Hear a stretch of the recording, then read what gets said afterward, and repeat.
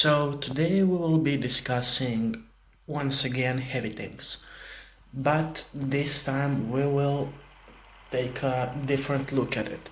So today we will actually discuss, are they still worth the grind? So as I almost in every video mention like mouse or E100 or i7 or such tanks, I especially love heavy tanks in the game because in those tanks you can actually feel like you're in a tank. But what's the catch? So there are professional, let's call them like that, professional types of the tank in the game, and standard or noobish types of the tank in the game. So when talking about professional types of the game, types of the tanks in the game, they are mostly all just not medium tanks. So mostly when you start the game, you should actually start it with a medium lane. So why? Well, this is the best reason I can actually remember of. So, in a medium tank, you will have all the traits, of each actually type. So you will have balanced armor, balanced DPM, balanced speed. So you will actually be much easier to grind through those lines that are actually very, very specific, about their actually status in the battle, their actually assignment in the battle. So let me give you an example. So if you go like T34 line, let's mention it because most of the new players will actually rush that line because of T62 and Object 140, because they're both excellent medium tanks. And T34 is actually pretty nice tank, especially with the buff that is coming. It will become even nicer. So what do you need to know? When driving a medium tank, you do not have to possess that certain amount of skill for each type, because you're well balanced. So you will probably do the best as a new player in the game. Now, let's move to the main topic. Are heavy tanks still worth the grind? So, that actually depends. Are you new player or are you old player? For the old players, I should probably answer yes, or I would probably answer yes, because they have the certain amount of skill, how to angle, how to do such things, and how to actually win in a heavy tank. But I definitely would not recommend grinding any type of the tank that actually isn't medium tank for the new players, because of the reasons I actually mentioned. So if you're a new player, you should probably grind medium tanks. But there is always a but. So you can play the game in the safe and safe and sound way, or you can play in a risky way. So if you are experienced gamer like me, you definitely probably like extreme ways of playing the game. So the first thing I did, I actually went for the heavy tanks because I like them. Not Russian heavy tanks, but German heavy tanks, because actually those are my best heavy tanks in the game. No, I'm lying, sorry. I went for the Black Prince, I think. Yes, I went for the Black Prince, and the only reason why I actually went for the Black Prince, because its shape actually quite reminded me of new modern tanks. So you know that texture line actually. The British tanks are the most similar in the game, except Russians with today modern tanks. So that was my reason number one. You know, I wanted to stay updated. You know, up to date. But when I actually discovered that Black Prince was like invented in 1945, I was a little bit disappointed. But that's just me. You know. So, if you decide to grind heavy tanks, you should definitely go for the i7. Why? Well, let's see its stats. So, with the new buff, it actually has. Let's see how many HP. It has. Where is it? Hit points. Yes, 2,650 hit points. So that's not really a little number of hit points, you know. So its durability, it's actually pretty good, and its armor is actually nice. So when you go for the i7, this line in the game will be the most forgiving if you want to go for the heavy tanks. Why? Well, the reason is actually simple. All those tanks in that line are actually more of a medium tank than a heavy tank. So if you're like playing a mouse or E100 or VK72K, you will actually probably, you know, be a type of a player that likes super heavy tanks, because they are super heavy tanks. So, but what's the main difference between them? Well, actually the DPM. The DPM on i7 is much greater than on German heavy tanks. So let's see how many is it. So it's like 2270. I mean, it's not that different, but I think actually it's higher. So let's see the E100. It has, let's see, no, sorry, the wrong gun. Okay, it's actually higher. Let's see the mouse. I think the mouse actually has the lower damage per minute. Let's see. It's actually, well, sorry, my bad. It's actually pretty similar. But what's the catch? So, when playing an i7, you will be definitely more maneuverable, you know, and such things, and you will be actually even capable of going to the different sides of the map if you decided to go the wrong way, you know. So that's actually pretty nice. And the main question, I actually answered it, but let's be specific about it. So, are they worth grinding? Actually, which are worth grinding? So, definitely, in my opinion, most players will choose the mouse, because it's definitely a giant in the game, you know, especially with new hit points, about 3000. I have actually, how much of hit points I have? I have 3180. So I actually did install that improved assembly, you know, that part of it that actually gives you more HP. So that's also nice to have in a mouse, because it will definitely be worth it. No, that's like a half shot more. So if you're on fire, it will definitely save you. Then, I don't know. Well, my win rate in it isn't actually that great. I think it's like 45, sorry. Yes, as you can see, I don't have so much battles in it. I actually have like 445 battles, so let's see, E100, I know, yes, it's 1318, And please don't judge me on T22 medium. As you can see, I have like a 48% win rate. I'm still getting used to it, you know.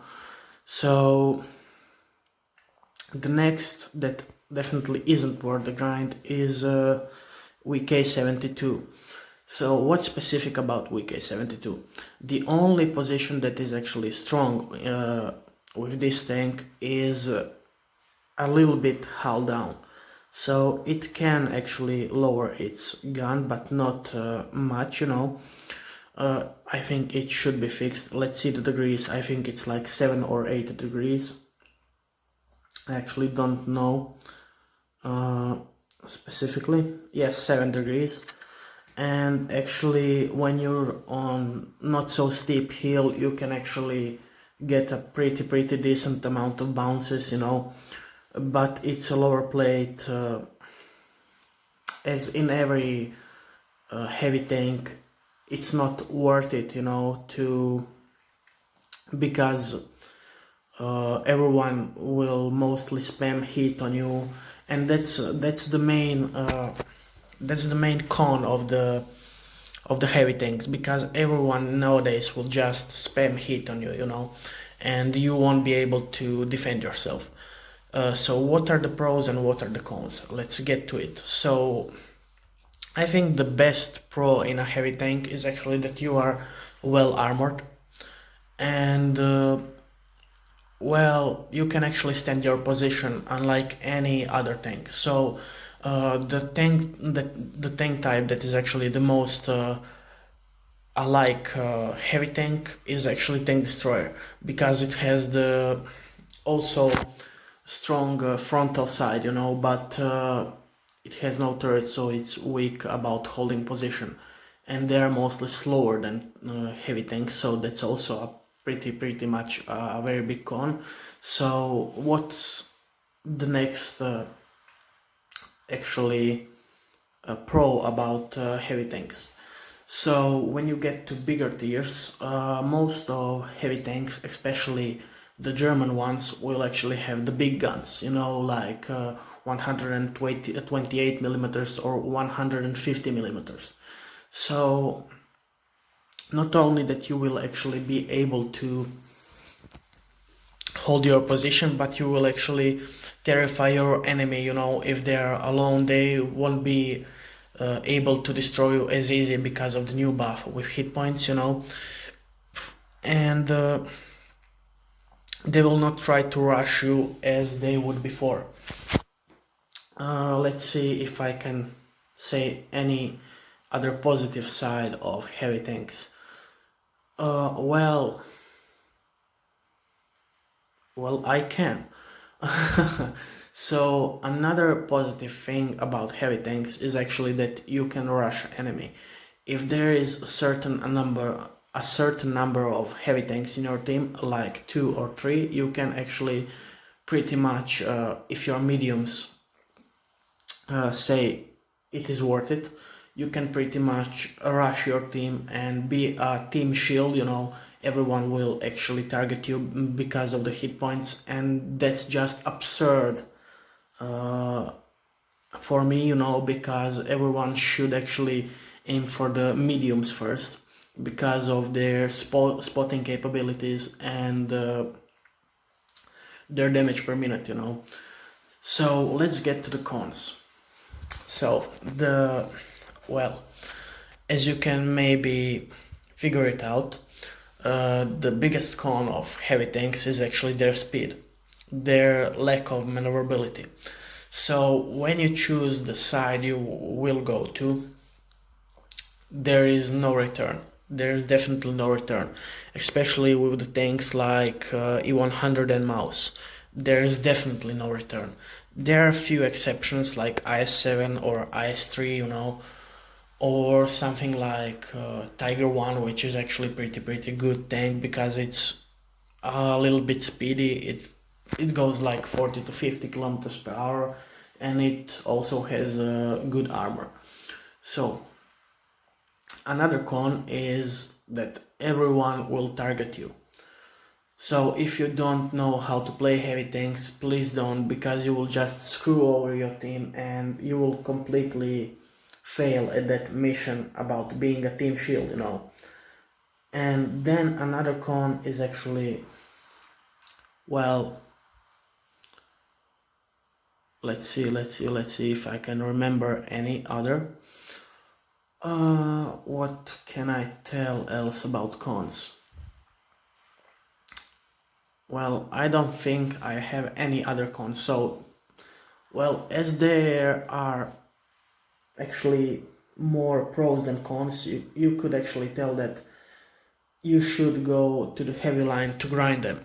But as I said, don't if you're not experienced player, because there are many situations that you will actually say to yourself, you know, well, I'm going to angle my mouse and no one will be able to penetrate me. But believe me, they will, especially through the tracks and through your cheeks on the turret, you know, and through that bottom plate. It's just too weak, you know, for a player that has no skills yet. So definitely my advice would be to go for most balanced mediums, you know, like Pantera or Projecto. That's the same line, or maybe for T62, you know, because you will definitely be able to bounce shots, you know, because of its armor, and you will definitely be able to spot, so you will earn more free experience, you know, that will definitely you will actually definitely need when upgrading heavy tanks and their equipment like guns, tracks, engines, you know. And my advice, if you want to invest in the game, you know, if you just know that you will be playing it for a longer time, you know, longer period, like 1 or 2 years, if you're into tanks, I exactly knew that I will play it to this day. I actually played for 5 years now. I definitely knew, you know, that I won't give up unless my phone is broken or I don't have internet connection or anything like that. So if you're that kind of player, you should definitely, if you're new in the game, when you actually get to certain amount of battles, don't do it immediately. You will have to get like, let's say 5,000 battles. That's the minimum in my opinion for premium tanks.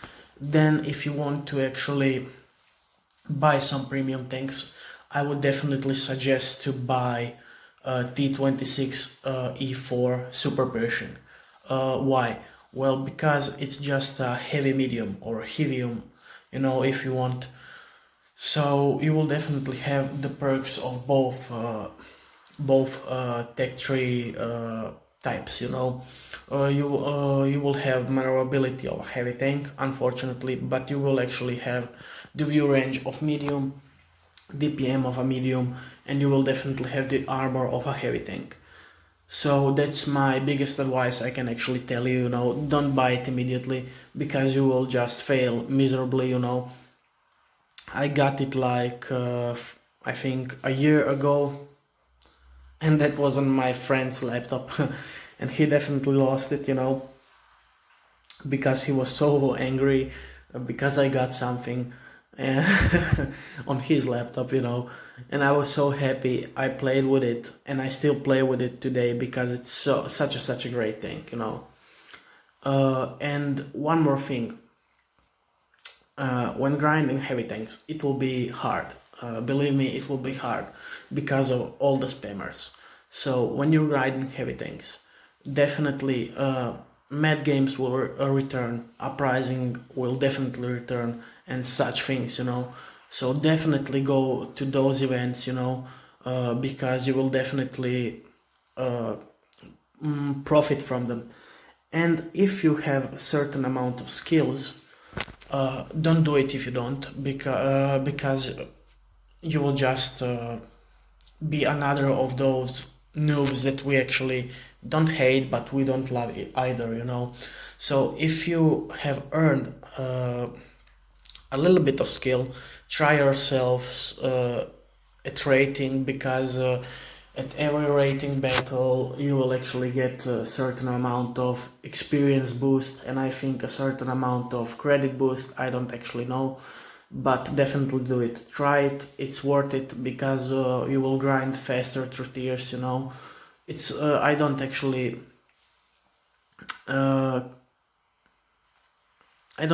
think that is a good idea to play 10s in ratings, because you will definitely give yourself a challenge if you're like playing in 8s or 9s, you know, and a super premium appears, and if you are able to destroy it, appreciate it very much, because you earned yourself a skill.